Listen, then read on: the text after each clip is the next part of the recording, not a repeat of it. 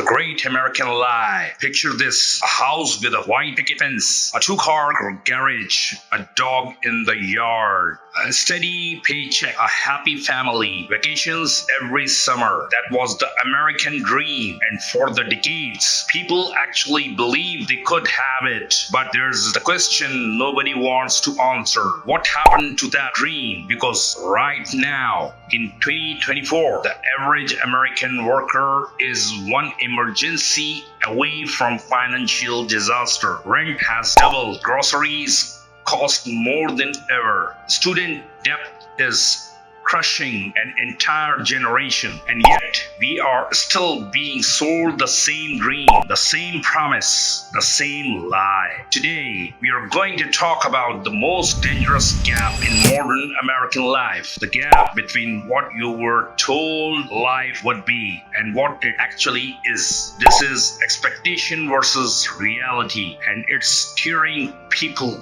apart. Let's go back. For most of the 20th century, there was a very clear script of success in America. Step 1, go to school. Step 2, go to college. Step 3, get a good job. Step 4, buy a house, start a family, and live happily ever after. That was the deal society made it. Your parents believe it, and you were expected to follow it. And for a while, it actually worked. In the 1950s and 60s, a single income could support an entire family. How ownership was achievable for the middle class. A college degree was a golden ticket to financial security. But then something shifted and no one told you. Nobody updated the script. The promise stayed the same, but the rules of the game completely changed. And that is where the psychological damage begins. Here's what the reality looks like today. The median home price in the United States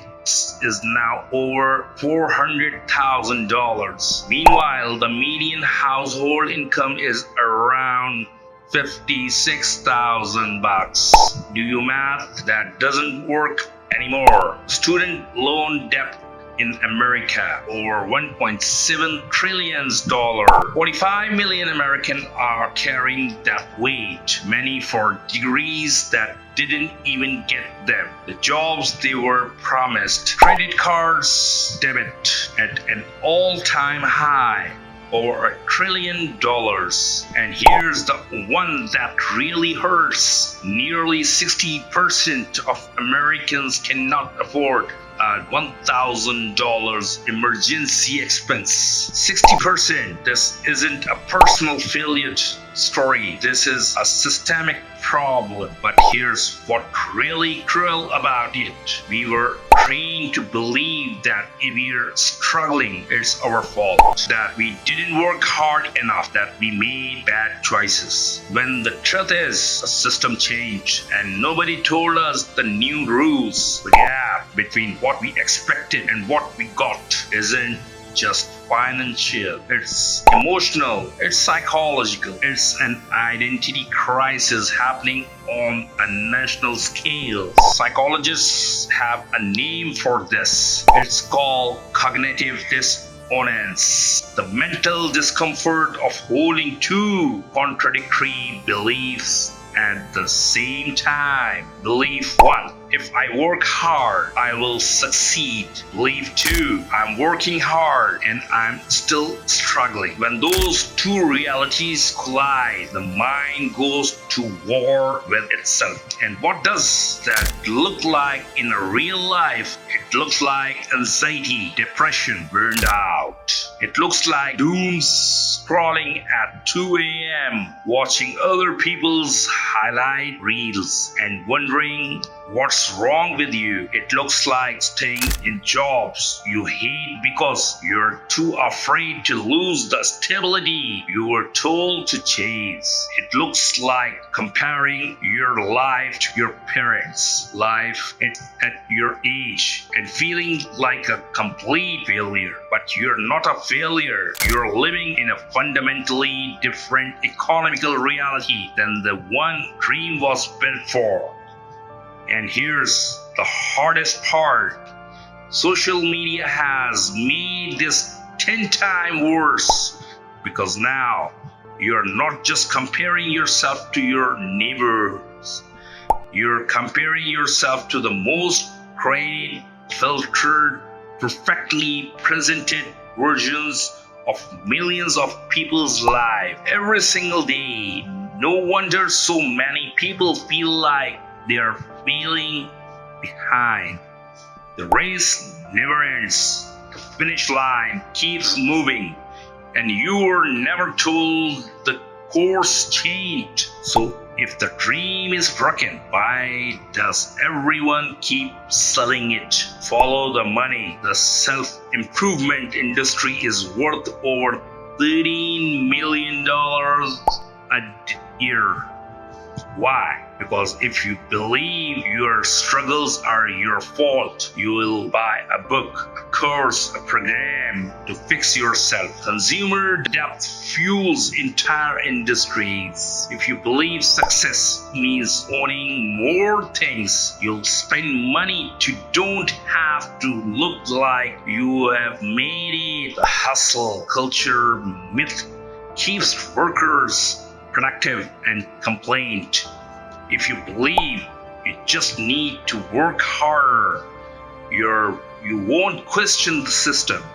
I'm not saying there's a conspiracy. I'm saying there are system, economic, culture, and media systems that benefit from you believing the gap is your problem to fix, when actually the gap is featured, not a bug. It keeps you consuming, it keeps you working, it keeps you comparing, and it keeps you from asking the bigger questions. Let me tell you about 3 people. Sarah, 29, from Ohio, did everything right.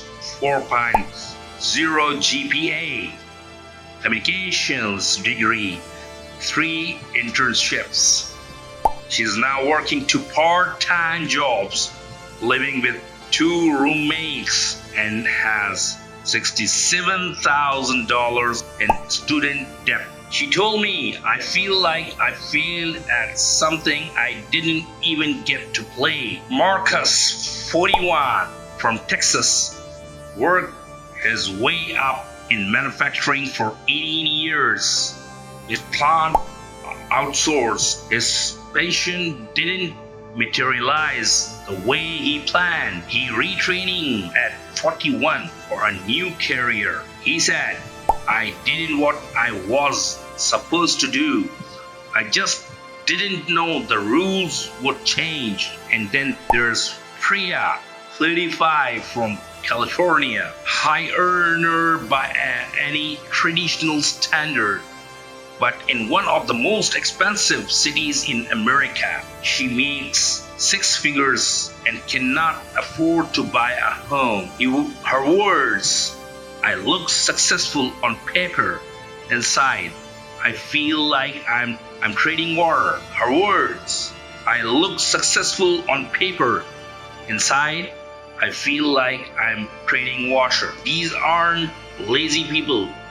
These aren't people who didn't try. These are people caught in the gap between expectations and reality. And there are tens of millions more just like first name. The dissonance. Pain you feel isn't weakness. It's the natural result of being sold a reality that doesn't match the world you're living in. Naming that removes the shame. Second, rewrite your definition of success. Not the one you inherited, not the one social media is selling, the one that actually makes sense for your life, your values, and the world is not it was promised. Third, stop measuring your life against your parents' timeline. They lived in a different economy, a different housing market, a different world. Comparing your chapter 3 to their chapter 20 is a recipe for permanent